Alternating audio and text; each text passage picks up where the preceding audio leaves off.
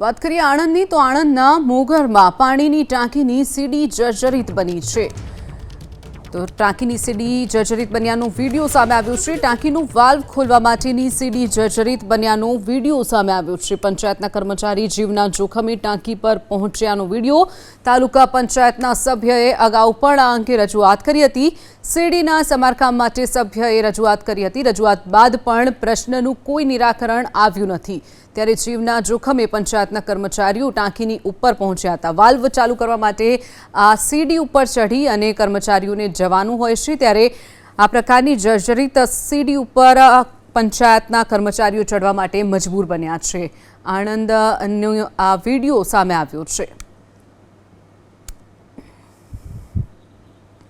તો આણંદના મુગરનો આ વિડીયો છે, જ્યાં પાણીની ટાંકીની જે સીડી હોય છે, સીડી જર્જરિત બની છે, પરંતુ પંચાયતના કર્મચારીઓને વાલ્વ ખોલવા માટે આ જર્જરિત સીડી પરથી ચડીને વાલ્વ ખોલવા માટે જવા માટે તેઓ મજબૂર બન્યા છે।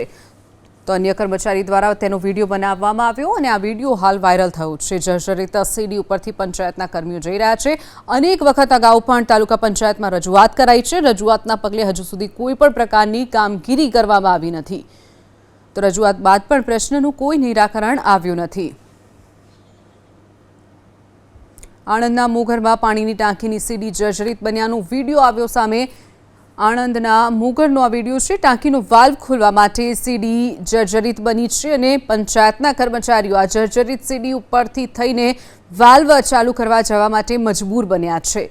તો બીજી તરફ આ સમગ્ર ઘટનાનો વિડીયો સામે આવ્યો છે। જીવના જોખમે પંચાયતના કર્મીઓ આ સીડી ઉપર ચઢવા માટે મજબૂર બન્યા છે।